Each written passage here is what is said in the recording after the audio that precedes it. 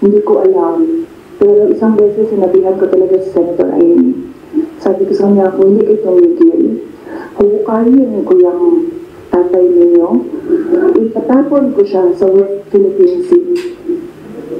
Sinabihan ko si Senator Amy. One of these days, pupunta ko doon, kukunin ko yung katawan ng tatay niyo. Tapon ko yan doon sa West Philippine Sea. Halitin sumagot siya. Hindi ko maalala. Nandun pa yun sa group chat. Mayroong mga nakakita. O, di ba? They can drag me to hell. Pagdating nila dun, ako pa rin yung presidente ng impyerno.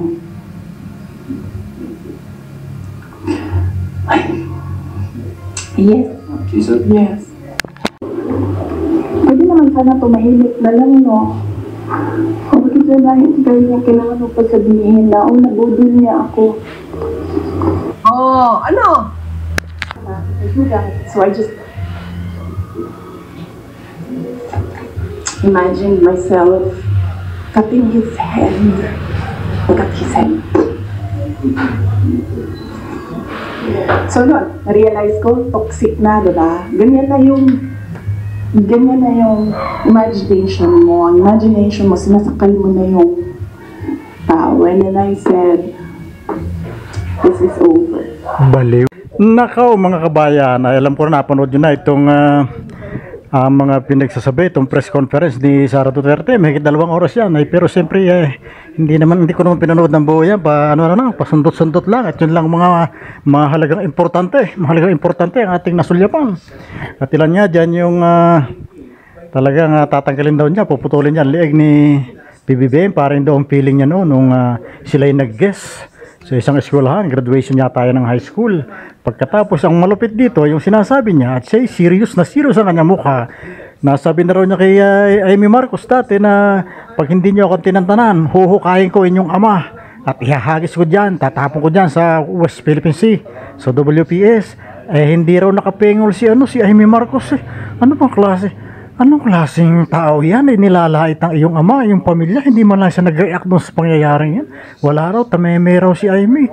Naku, nalinti ka na. Pagkatapos, ito palang isa sa mga pinagmamaktol ni Sara Duterte. Ito palang chopper, presidential chopper, yung helicopter. Pangako raw sa kanya, araw-araw gagamitin niya from Metro Manila hanggang Davao para sa kanyang mga anak. Siyempre hindi na itinuloy. Isipin mo naman ang karga niyan. Hindi naman ordinaryong gasolina ng karga, napakagastos. Meron pa siya mga bodyguard na 400.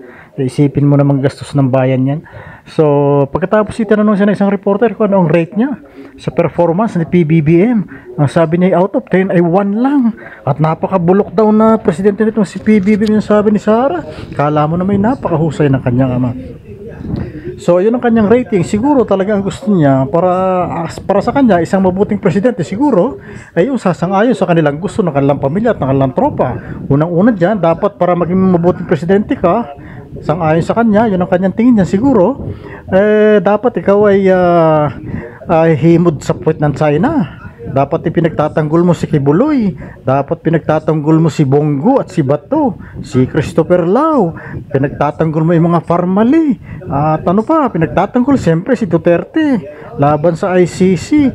Yan siguro ang kanyang gusto. Pagkatapos, para maging mahusay na presidente ka, ay huwag pakikialaman ng confidential fund ni Sara Duterte. Huwag mong pakikialaman ng kanyang intelligence fund. Huwag mong pakikialaman ng kanyang budget kung saan man nyo ito ginastos. Huwag mong tatanungin kasi pag tinanong mo yan, hindi ka mabuting presidente. Yan ang Sara Duterte. In other words, huwag niyong pakikialaman. Para ikaw ay magiging presidente, para ikaw ay maging mabuting presidente, huwag mong pakikialaman ang diskarte ni Sara Duterte at ng Duterte Group. Yan. Huwag mong aarestuhin si Kibuloy kahit yan isang damo ka lang kasong child trafficking, child molestation, rape, child abuse, at napakarami pang mga kaso. Huwag mong pakikialaman yan.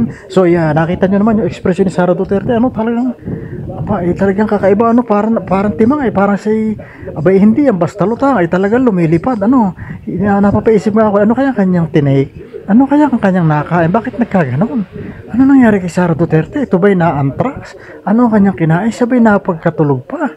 ay anak ng Teteng. Ito ay parang ano siya, yung Kumunoy lady, para siyang Kumunoy girl. Ibig sabihin, ano ba ang Kumunoy girl or Kumunoy lady? Yung ano, kada buka ng bibig niya ay lalo siyang lumulubog, para yung Kumunoy ba?